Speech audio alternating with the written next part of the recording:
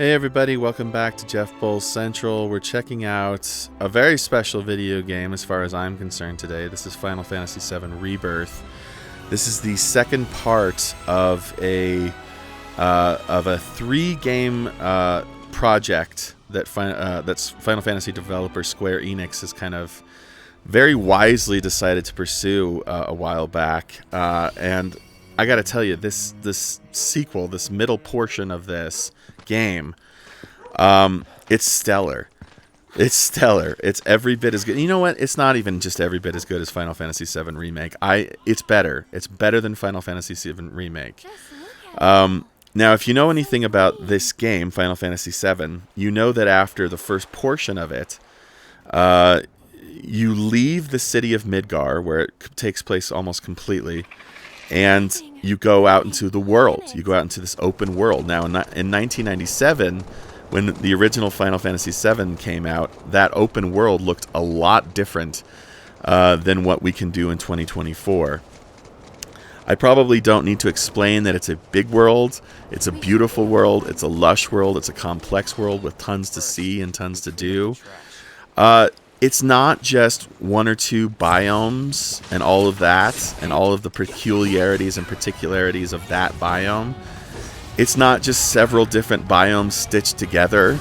It's multi-continental, the world. And basically what I have to tell you is that the integration of everything from combat to the aesthetics of the thing, to the storytelling, to the fact that it's dramatic and wonderful when it needs to be. It's silly, it's odd, it's freakish sometimes. Everything, the fact that there's a bazillion mini games in this thing, everything is so perfectly integrated into this seamless, beautiful thing. Like, Final Fantasy XVI was a disappointment in my book. Because it wasn't as, the side quests, for instance, in Final Fantasy XVI were kind of meek, useless compared to the main quest. Final Fantasy XV was odd because it was conceptually very strange and it got boring towards the later portions of that game. Final Fantasy VII, the remake, completely sidesteps all the issues, all of them, that the newer main running iterated numbered series is doing and has been doing for some time. This is the game. This is the only game in town for Final Fantasy these days. It is so good that I have trouble expressing it, and as I think you can probably tell, I don't often have trouble expressing much of anything. Now, there is one thing about it, and it's such a weird thing to even attempt to try to criticize, because it's like, why would I complain about variety? But the thing about this game is that it does become an issue of, it's like mini game the game sometimes. There's so many mini games. There's this Queen's Blood card game, which I loved, by the way. There's things like Tifa needing to do sit-ups to prove a point. There's things like Red 13 playing this really great kind of like soccer type thing. All the mini games, some of them are fun, some of them are less well designed. Some of them take liberties with this one's fun, by the way. Some of them take liberties with the core mechanics and change them slightly, so it's like a little bit jarring. Especially once you get to the Golden Saucer section of the game, everything is just mini games. And what that really does is to serve to break up the basic combat. The combat is a lot more complex this time around, by the way, which I was very glad to see. I'll talk about that in a minute. But I do wish there were fewer mini games. That's an odd complaint, and not everybody's going to have that experience. But I feel like sometimes they took the attention away from what was really going on. But even then, everything is so well integrated. You never really go into a mini game without having a purpose from a narrative, overarching perspective. So even that is such a slight complaint. Basically, everything that worked in Final Fantasy VII Remake, which was basically the whole game. It was such a great first entry. everything that worked in that game, they worked on. They beefed it up, or they scaled it back, or they made it more specific, or they made it clearer, or they made it more fun by making it more interesting. What's cool about the remake, the Final Fantasy VII Remake, is that it's a combination, basically, of standard action from a modern perspective, real-time action. You press a button, the guy swings a sword.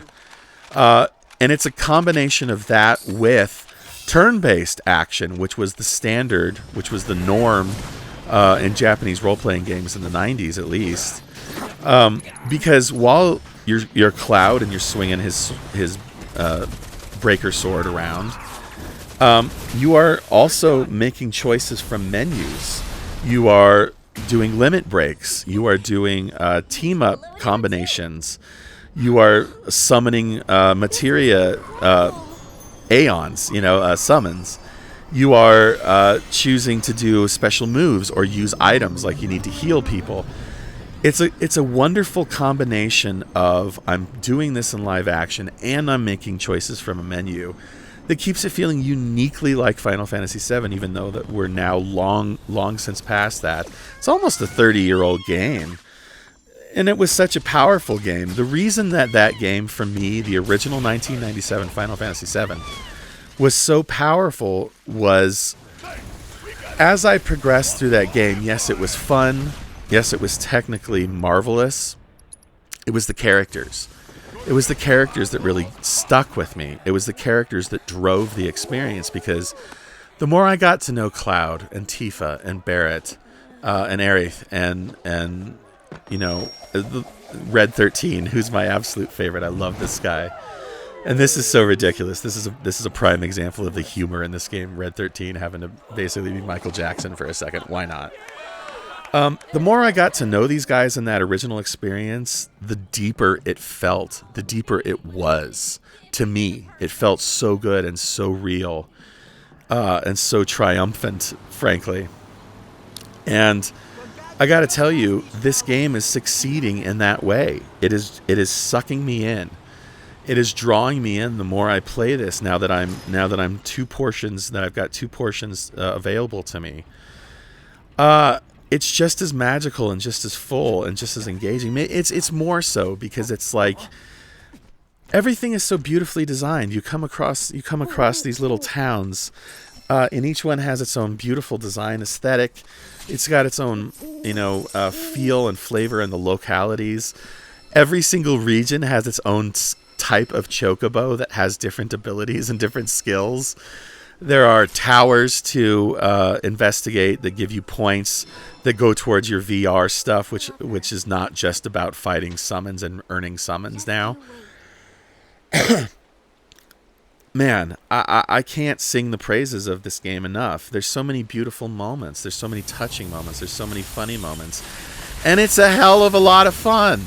Even if you think you know where it's going to go because you're so well versed in the original Final Fantasy VII and all the side lore and cartoons and additional games and stuff that came out about it. Trust me, you're going to be surprised. You're going to be thoroughly impressed. Just the fact that you're not just Cloud, and you're not just one of the others. You get to sit behind the driver's seat of all these different characters eventually, and you get to learn all their specifics, all their peculiarities. Each one of them fights very differently, and that was always the case. And the beauty of the materia system is that you can very easily slot stuff and make them play differently. I don't even think we should be bothering with the core games for a little while. I don't know that we need another Final Fantasy iteration, another Final Fantasy 17. When Final Fantasy 17 comes out, I will be the first in line, I promise you. But what I really want to see for a little while is a continued dedication to taking their legacy properties, making them so good I can't deny the power that this original story had, What I want to see is a Final Fantasy VIII remake. I want to see a Final Fantasy IX remake. I want these to continue because they are putting to shame the main series. That's a hard thing to say because I know that it's harder to invent a brand new world and make it stick than it is to embellish on a world that was already so successful and that so many people loved. I get that. I get that it's not easy to do new things all the time. But this is the game. This is the modern Final Fantasy. This is where it's at. I'm going to give Final Fantasy VII Rebirth a 10 out of 10. Perfect score. You really ought to play it. You really owe it to yourself to check this out. If you got a PS5, do not hesitate. Don't say, I don't know if I like Final Fantasy. This is the game right now. This is the thing you should be playing. That's it. Yeah. Okay. Do me a favor, everybody. This is my newest musical release, Audiophile One. It is remastered, resequenced, remade version of my first album that I put out, I guess about 4 years ago now. I always wanted it to sound a little bit better. I always wanted it to flow a little bit better, so that's what I've done here. You can check this out. Spotify, Amazon Music, Apple Music, even here on YouTube. That's it. That's all I gotta say. I am spent, or spient. Is that the French? No, that sounds more German. A spinta. That's the Italian. Sorry if I just offended people.